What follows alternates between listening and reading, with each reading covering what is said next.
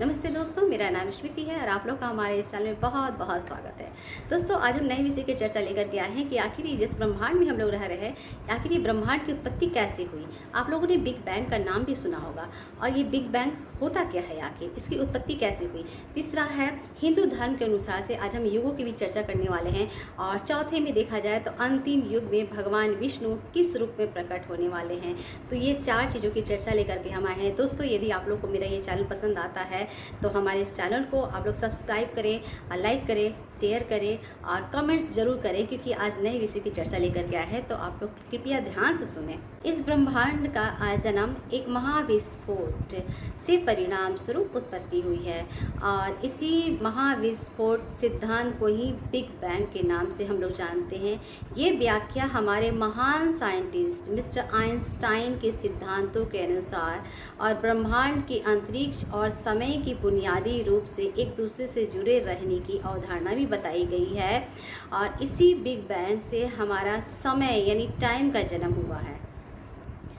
हमारे सनातन हिंदू धर्म के अनुसार इन समय के परिवर्तन को युग बताया गया है, और इस युग को 4 हिस्सों में बांटा गया है: सतयुग, त्रेता युग, द्वापर युग और कलयुग। हमारे महान पुरुष, हमारे महापुरुष जो हैं, जो शास्त्रों के ज्ञाता थे, वेदों के ज्ञान रखने वाले थे, उन लोगों ने उन समयों का ज्ञान बहुत पहले ही हम लोगों को दे दिया था, जो कि आज के वैज्ञानिक उस पर रिसर्च कर रहे हैं, काम कर रहे हैं, उन समयों के बारे में जान पा रहे हैं। ब्रह्मांड यानी ब्रह्मा का जन्म भगवान विष्णु की नाभि से हुआ है, और ब्रह्म का जीवन काल ब्रह्म आयाम में 100 सालों का होता है। एक साल में 365 दिन होते हैं, और एक दिन में 2 हिस्सों को बांटा गया है, एक दिन और एक रात। एक दिन और एक रात को जिसे कल्प कहते हैं, कल्प के नाम से जाना जाता है, यानी कि एक दिन में 2 कल्प होते हैं। एक कल्प में 14 मनु अवतार होते हैं, और जो कि अभी हम लोग फिलहाल 7वें मनु अवतार में चल रहे हैं। एक मनु अवतार में 71 महायुग होते हैं, और एक महायुग में 4 युग होते हैं: सतयुग, त्रेता युग, द्वापर युग और कल युग। इस तरह देखा जाए तो ब्रह्मा का एक दिन 4 अरब 32 करोड़ साल का होता है। अब आइए बात करते हैं चारों युगों में से पहला युग सतयुग, जो कि धर्मों का युग था।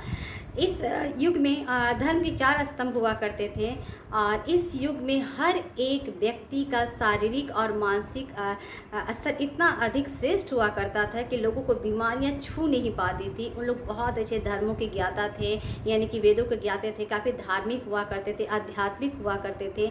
वो लोग एक दूसरे को देख करके ही पहचान लिया करते थे कि सामने वाले बंदा को क्या ज़रूरत है, क्या नहीं ज़रूरत है।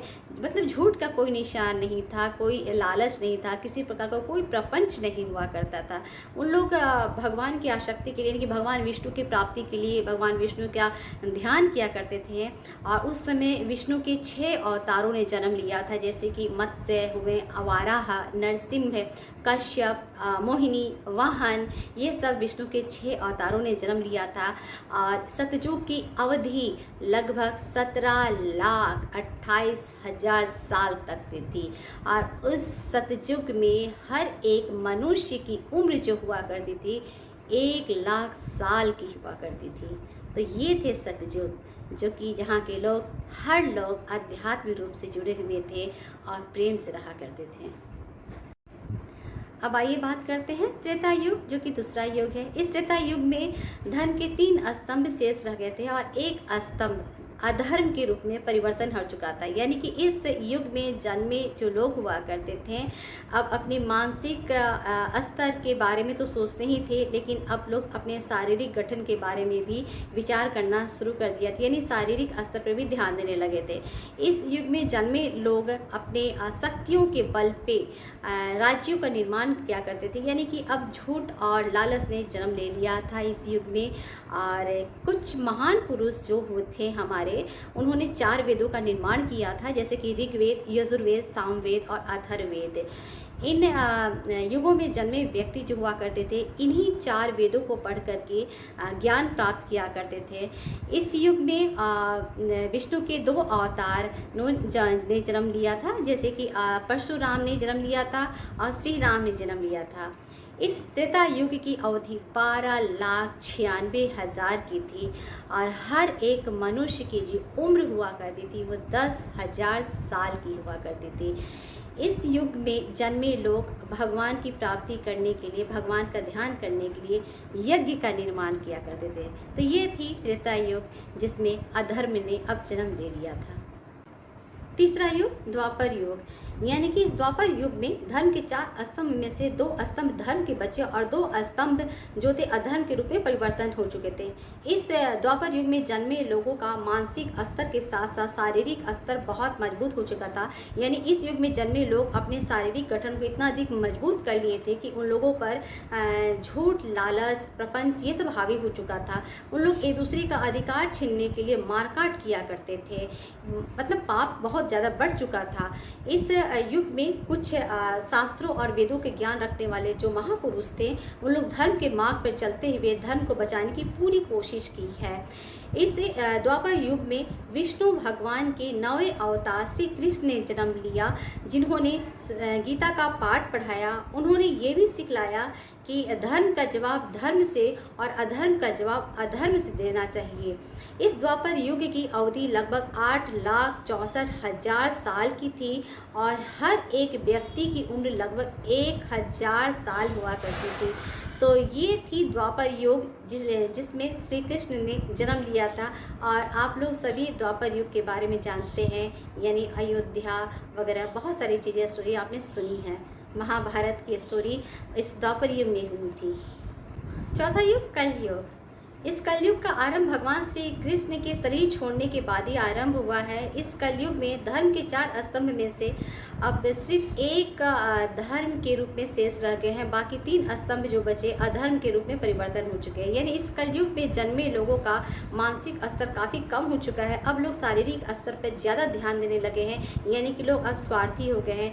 इस युग में लोग एक दूसरे के बारे में कम सोचते हैं और लालच, द्वेष, ईर्ष्या के बारे में ज़्यादा सोचने लगे हैं, यानी कि एक दूसरे की खुशियों को अब सहन नहीं कर पाते हैं और दूसरे के दुखों में लोग हंसते हैं। इस युग में अपने मानसिक अज्ञानता की वजह से भी लोगों में बीमारियां भी काफ़ी ज़्यादा हावी होने लगी, यानी कि एक बीमारी खत्म होने के बाद दूसरे और दूसरे के बाद तीसरे, इस तरह अनंत बीमारियां उत्पन्न होने लगी है। इस कलयुग की जो अवधि है लगभग 4,32,000 साल की है और हर एक व्यक्ति की उम्र लगभग 100 सालों की है। हमारे खगोल शास्त्री के प्रसिद्ध ग्रंथ सूर्य सिद्धांत के अनुसार कलयुग की शुरुआत है लगभग ईसा पूर्व 3101 या 102 वर्ष पूर्व फरवरी मंथ की 18 तारीख को स्टार्ट हुई थी। और इस कलयुग में देखा जाए तो अभी तक 5,122 या 23 वर्ष बीत चुके हैं। इस कलयुग में पाप इतना अधिक बढ़ जाएगा कि खुद भगवान विष्णु 10वें रूप में उनका जन्म होगा, यानी कल्कि के रूप में वो जन्म लेंगे और धर्म की रक्षा करेंगे, मानवता की रक्षा करेंगे। इस कलयुग में देखा जाए तो हर व्यक्ति की उम्र लगभग 100 वर्ष की है, जो कि धीरे धीरे समय व्यतीत होने के साथ साथ हर व्यक्ति की उम्र 15 वर्ष तक ही सीमित रह जाएगी। तो ये आज की चर्चा थी दोस्तों। यदि आप लोगों को ये हमारा वीडियोस पसंद आया होगा तो आप लोग हमारे वीडियोस को सब्सक्राइब करें, लाइक करें, शेयर करें और कमेंट्स जरूर करें। इसी के साथ हम चलते हैं। धन्यवाद, नमस्ते, अपना ख्याल रखें।